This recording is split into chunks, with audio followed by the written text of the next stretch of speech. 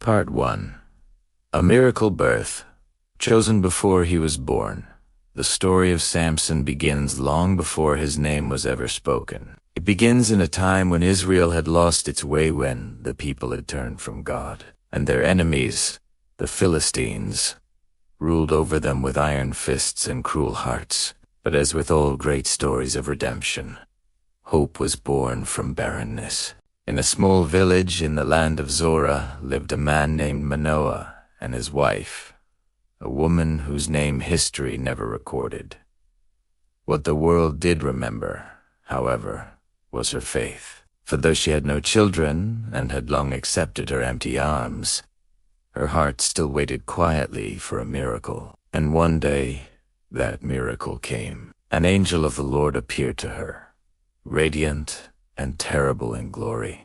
The air shimmered, the earth seemed to still, and his voice broke through her silence like thunder wrapped in mercy. He said, "Though you are barren, you shall conceive and bear a son. But this child will not be like any other. He will be set apart for God's purpose from birth. No razor shall touch his head, for the boy shall be a Nazarene. Through him, God will begin to deliver Israel from the hand of the Philistines." She fell to her knees, trembling between fear and wonder. When she told her husband, Manoah could hardly believe her. Yet, when the angel appeared again, confirming every word, the couple knew that something divine was unfolding. From that moment, their home became a place of reverence. No wine touched her lips. No unclean food entered her body. She carried the promise carefully, knowing that every heartbeat within her was divine intention taking shape. When the child was born, they named him Samson, which means sunlight, as though God himself had placed a flame of strength inside him. As Samson grew, it became clear that he was no ordinary boy. His eyes were fierce, full of wild light. His body, strong and unyielding even in youth. The Spirit of the Lord began to stir him, whispering to his soul that he was chosen for a destiny greater than himself. But being chosen came with a burden. As the years passed, Israel remained enslaved. The Philistines mocked their weakness, raided their villages, and corrupted their faith. And while Samson was born to be their deliverer, he was also human, burning with passions that often clashed with his calling. He wanted to fight. He wanted to love. He wanted to live. And that desire to live beyond the boundaries of his vow would become both his greatest power and his deepest downfall. When Samson became a man, his strength was unmatched. He could tear through a battalion of men with his bare hands. But it wasn't the roar of battle that first tested him. It was the quiet, seductive call of desire. One day, Samson journeyed to the city of Timnah. There, among the Philistines, the very enemies he was destined to fight, he saw a woman. Her beauty was captivating, her presence disarming. And in that moment, the strength of his heart proved far weaker than the strength of his arms. He returned home and said to his parents, "I have seen a woman in Timnah. Get her for me as my wife." His parents were stunned. "Is there no woman among your own people? Must you go to the uncircumcised Philistines?" But Samson's voice was firm.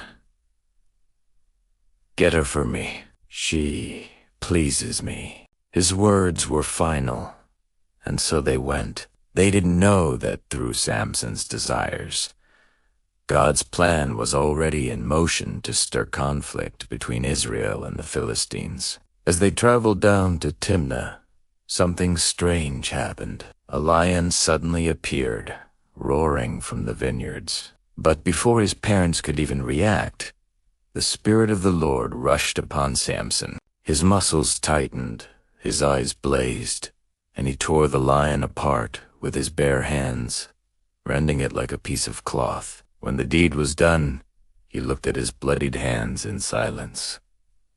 No one had ever seen such strength. But Samson told no one, not even his parents. He simply walked on, his heart pounding with both awe and pride.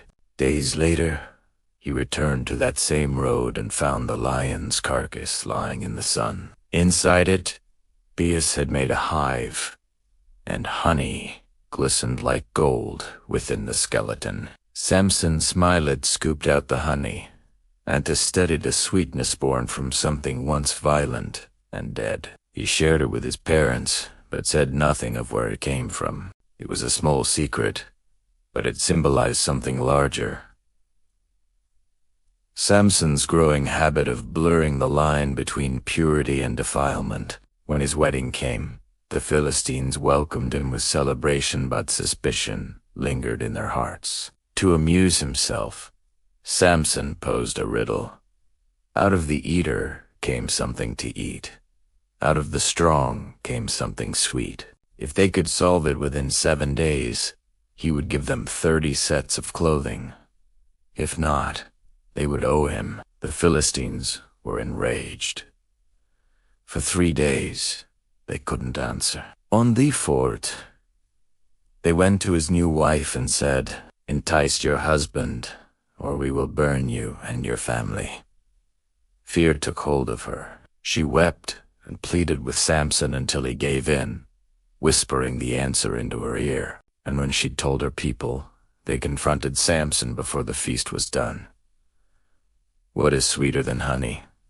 they mocked. "And what is stronger than a lion?" Samson's smile vanished. He realized what had happened, and his voice turned to thunder. "If you had not plowed with my heifer, you would not have solved my riddle." Fury burned within him. The Spirit of the Lord surged once more, and Samson went out and struck down 30 men of Ash. He took their garments, paid his debt, and left his wife behind in rage. The first sparks of war had been lit, but deep down the real battle had already begun, the one inside him. For the strongest man alive had just discovered his greatest weakness, the desires of his own heart. Part 2. The Riddle of the Lion. The sun burned high over the dusty roads of Timnah. Samson walked with a fierce purpose, a man chosen, unstoppable, his every step echoing the weight of destiny. Yet beneath that strength, there was something stirring, a hunger not just for purpose, but for pleasure. He had seen her, the Philistine woman from Timnah. Her beauty struck him like lightning. Not an Israelite, not one of his own people, but she was all he could think about. When he told his parents he wanted to marry her, they were shocked. "Can't you find a woman among our own people?" his father questioned. But Samson was unshaken. "She pleases me," he sighed simply. They didn't know it, but this desire, reckless as it seemed, was part of something bigger. God was setting the stage. The Philistines had ruled over Israel for years, and Samson's defiance, his passion, would become the spark that ignited a war. So Samson set out toward Timnah to see the woman again. The road wound through vineyards and rocky hills, the air thick with the hum of insects and the heat of midday. Then, from the shadows, came a roar. A lion leapt at him. Its eyes blazed, its teeth flashed, its claws tore the air between them. But before the beast could strike, Samson's hand shot forward, and something divine surged through him. The Spirit of the Lord filled his body with raw, impossible power. With his bare hands, he caught the lion by the jaws and tore it apart. The ground shook as the beast fell dead. Samson stood there, chest heaving, the lioness' lifeless body before him. A silent testament to strength. No mortal man could explain. But here's the thing about Samson. He didn't tilandune. Not his parents, not his friends. He just walked away, as if nothing had happened. Days later, when he returned along the same road, Curiosity pulled him back to the carcass. The lion's remains were there, but something strange had happened. Bees had built a hive inside it. Honey dripped from the bones. Samson knelt, scooped some into his hand, and tasted it. Sweet. He smiled, and something inside him shifted. He took that honey and shared it with his parents, saying nothing about where it came from. That small act, keeping secrets, was the first thread to unravel the man of strength. Later, at his wedding feast, Samson decided to turn his secret into a game. The Philistines were there, 30 of them, loud, laughing, mocking. Samson, feeling untouchable, stood before them and said, "I'll give you a riddle. Solve it within 7 days of the feast, and I'll give you 30 linen garments and 30 sets of clothes. But if you can't, you owe me the same." They agreed. Samson's eyes glimmered as he spoke.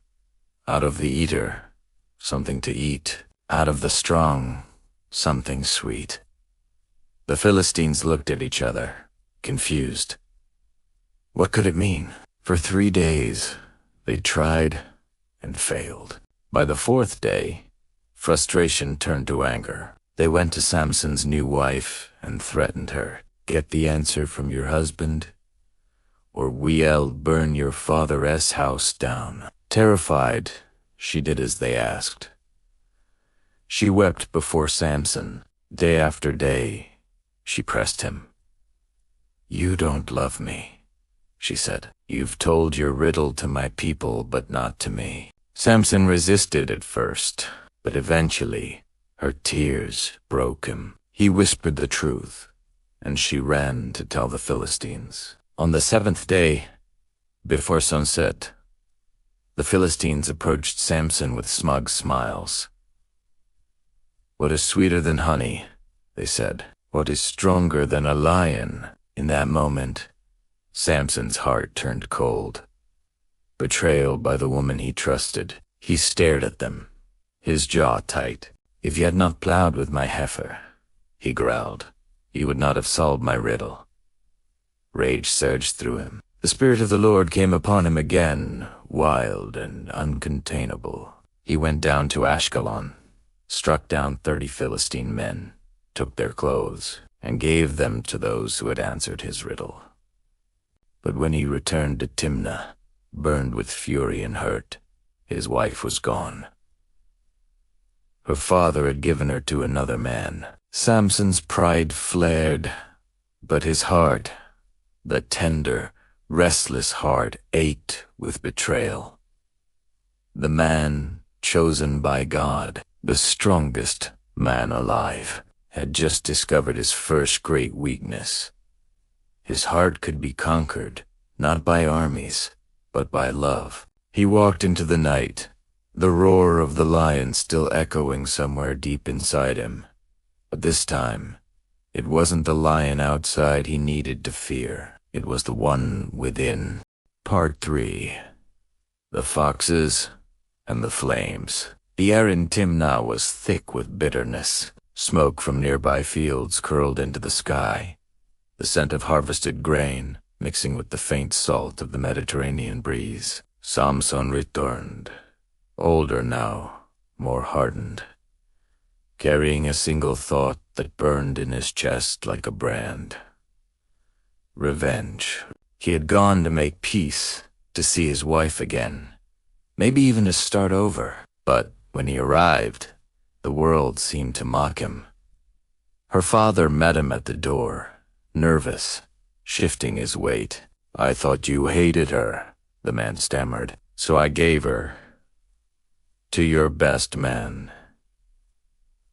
The words cut deep, the kind of wound no sword could inflict. Samson stood stunned. The woman he loved, the one he risked everything for, given away like she was nothing. But her father wasn't done. "Her younger sister," he said quickly, "is even more beautiful. Take her instead." Samson laughed. It wasn't a laugh of joy. It was sharp, hollow, the kind of sound that comes from a man teetering on the edge between heartbreak and rage. "This time," he said quietly, "I will have my revenge on the Philistines. I will truly harm them." And he meant it. That night, under a dark sky shimmering with heat, Samson caught 300 foxes. One by one, his strength was unmatched, his anger unrelenting. He tied their tails together in pairs and fixed a torch between each pair. Then, with the flick of a single flame, he sent them running through the Philistines' fields.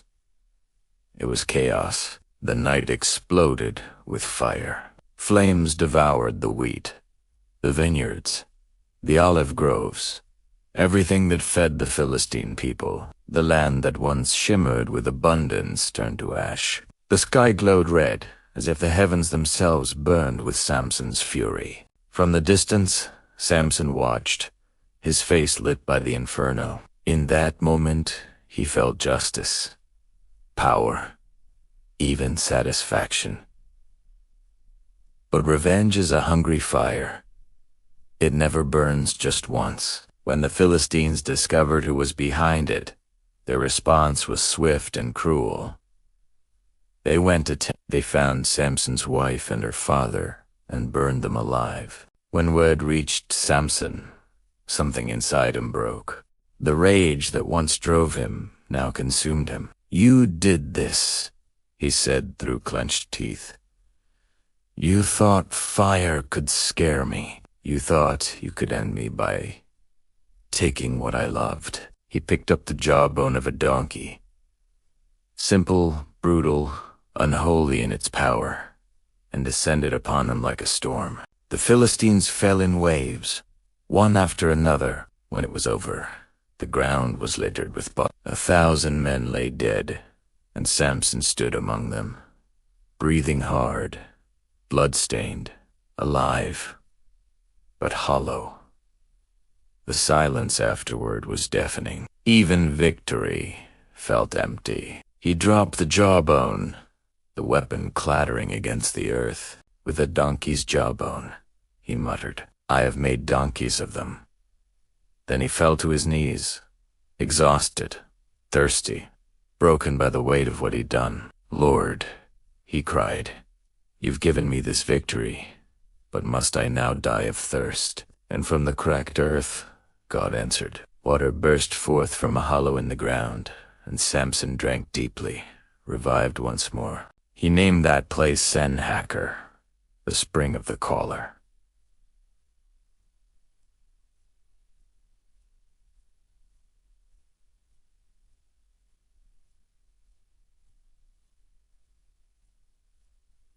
But even as the cool water touched his lips, the warmth of vengeance still simmered inside him.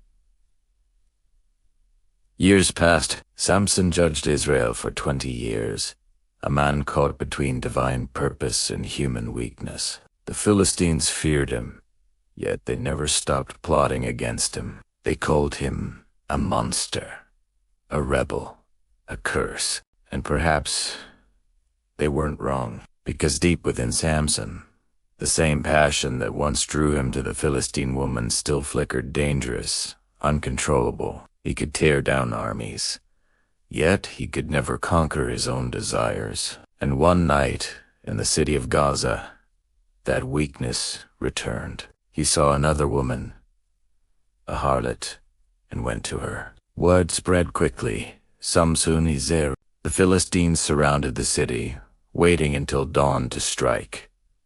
But Samson, restless even in sleep, rose at midnight. He heard their whispers in the dark, felt their hatred pressing in from every side. Instead of hiding, he walked straight to the city gates.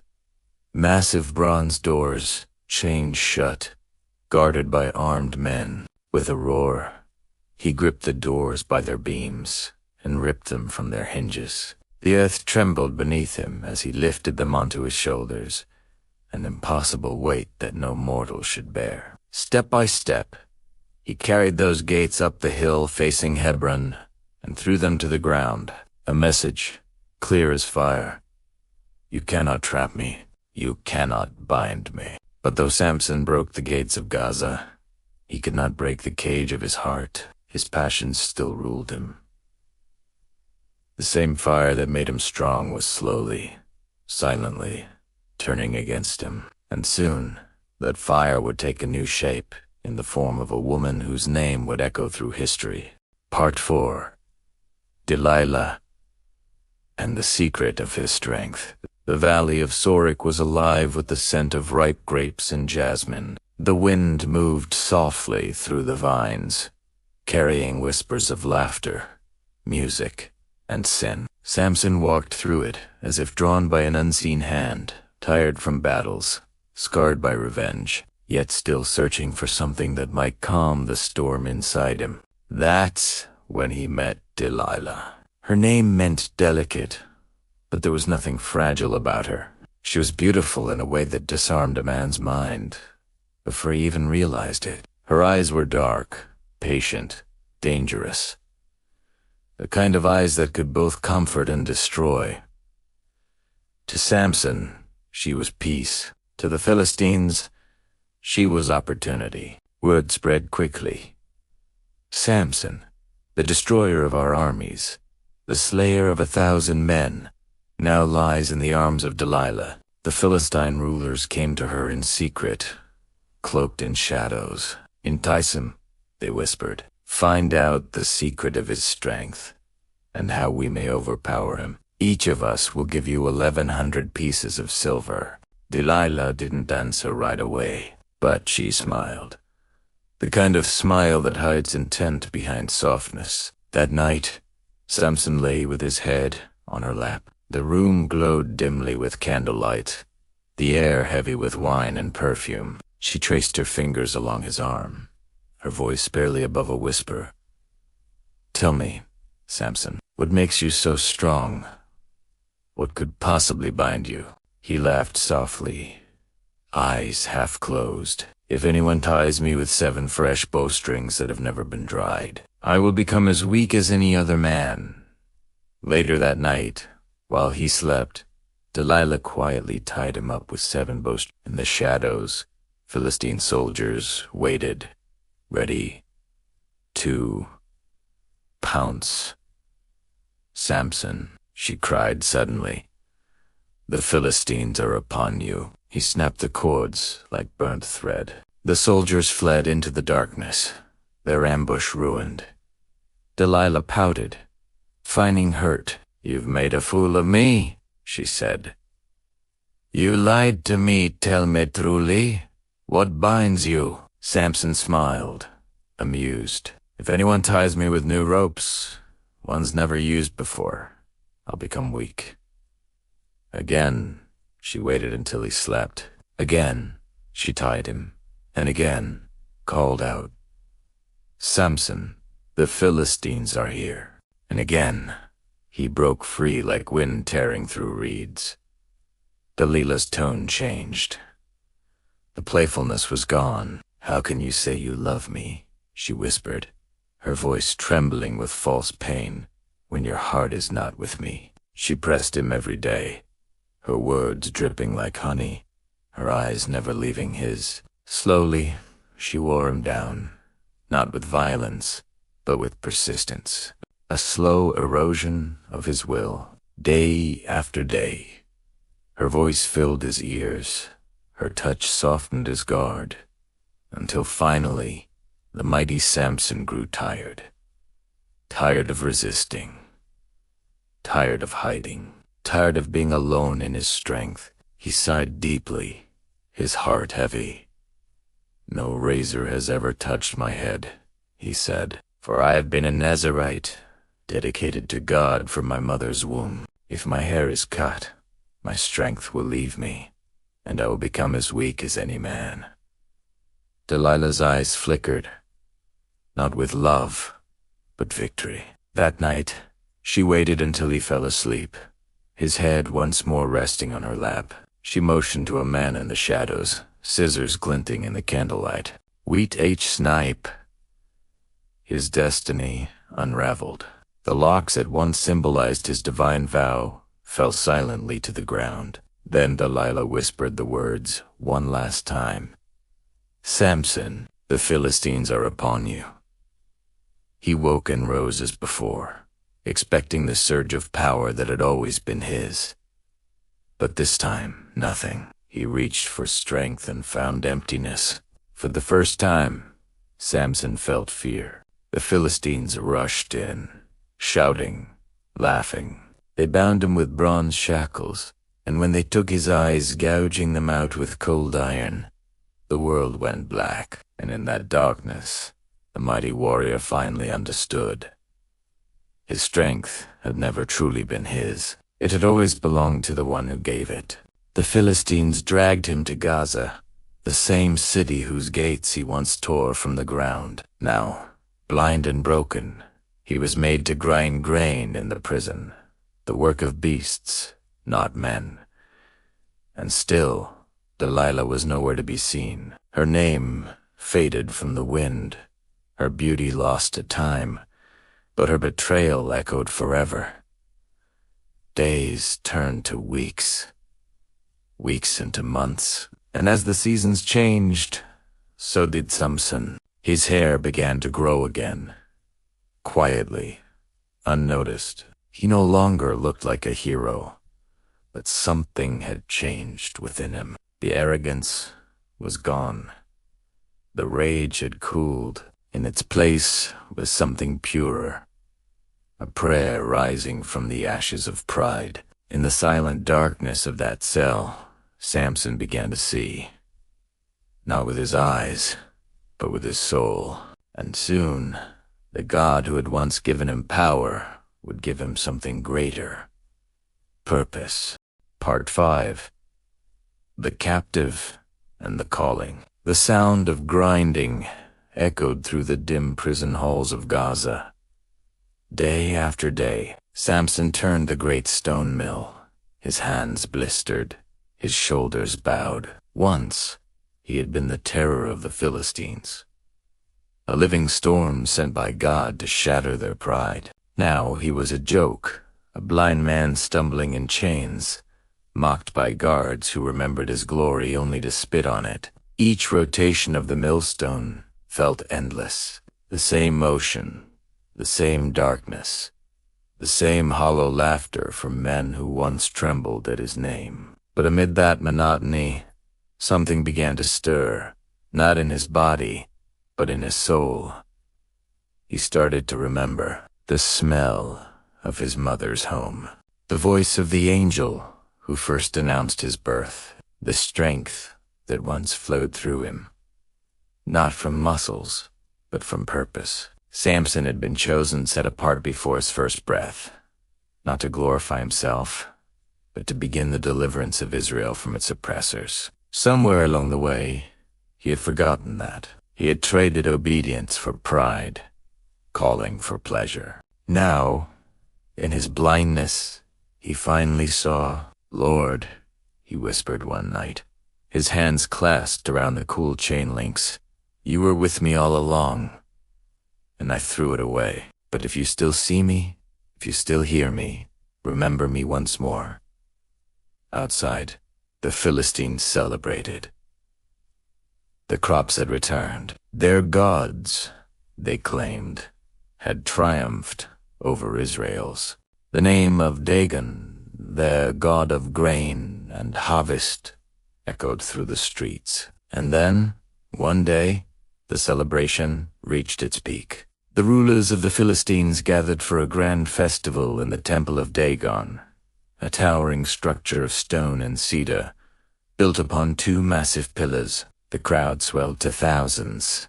Men, women, nobles, soldiers. The air was thick with incense and arrogance. Someone in the crowd shouted, "Bring out Samson! Let him entertain us."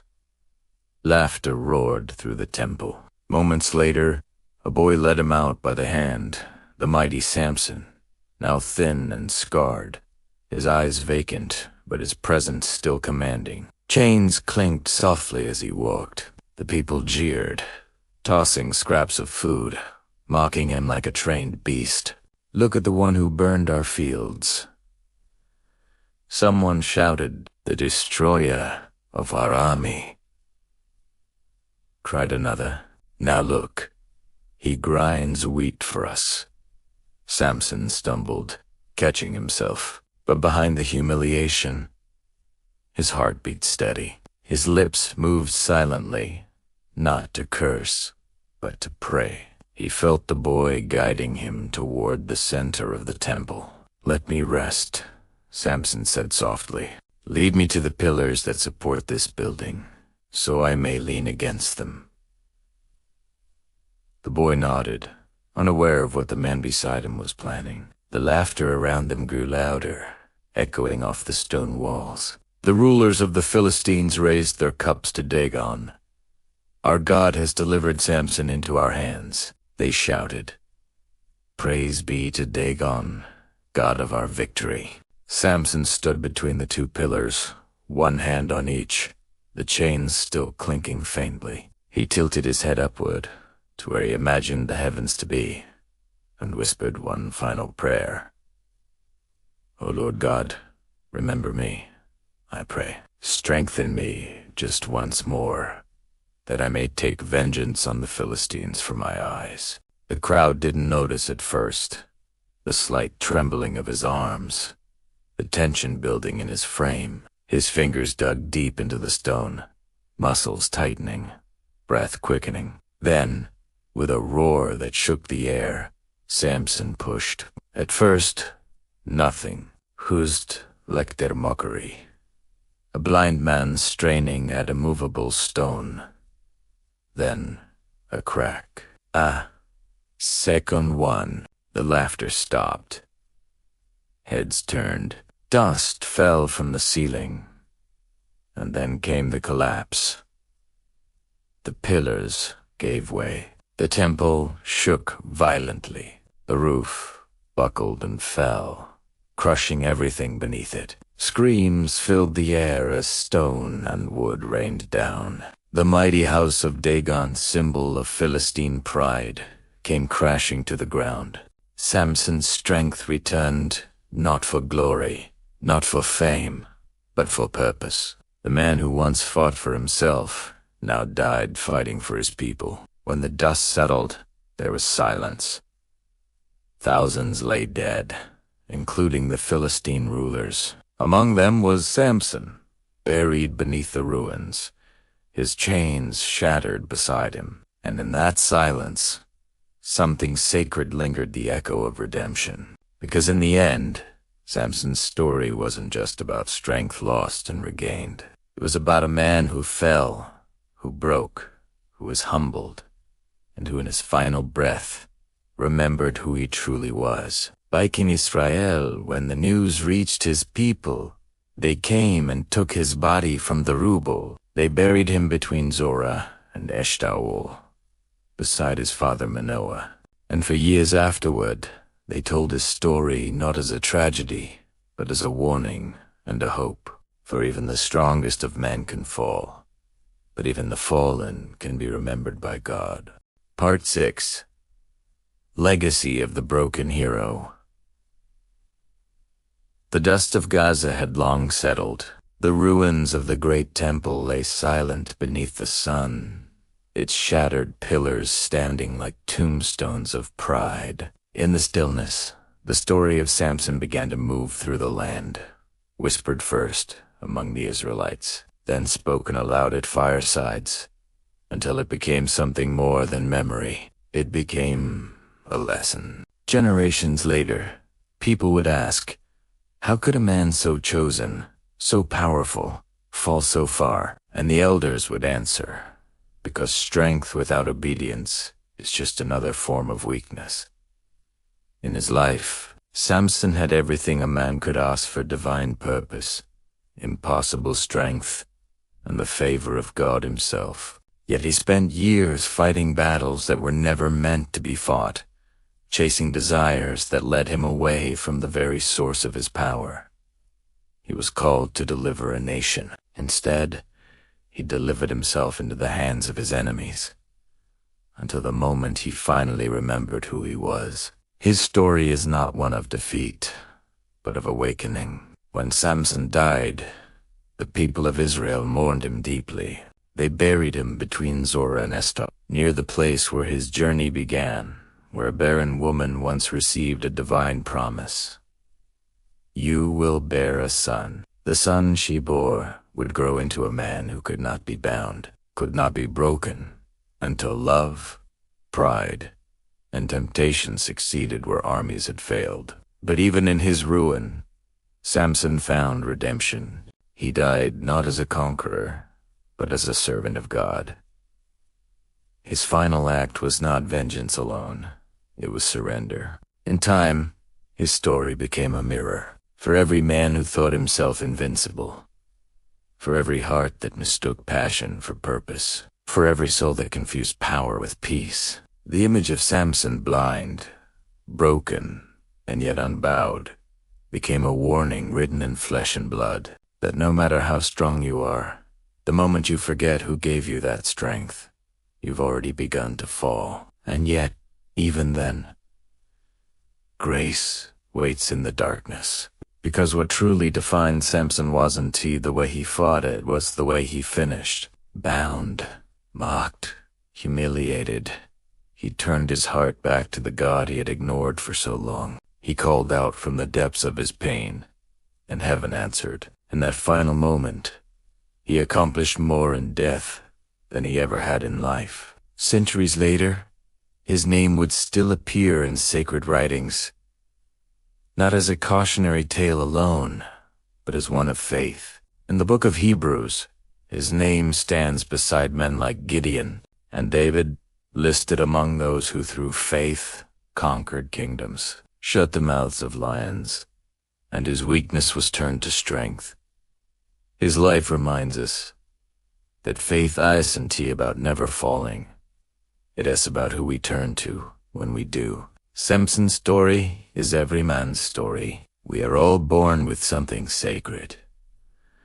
A gift, a calling, a spark of divine purpose. But the world whispers louder. It tempts us with comfort, pride, desire. It tells us to believe in our own strength until we forget the source that gave it. And then, like Samson, we wake up one day blind to what truly matters.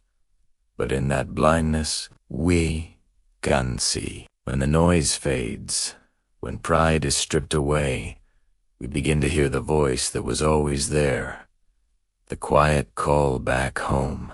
That's the legacy of Samson, not the man who tore lions apart with his bare hands, not the warrior who brought down the temple of Dagon, but the broken hero who found meaning in surrender, who discovered that real strength doesn't come from muscle or might, but from humility and faith. If you stand among ruins today, if you've lost your way, your purpose, or your sight, remember this: Samson's God never left him.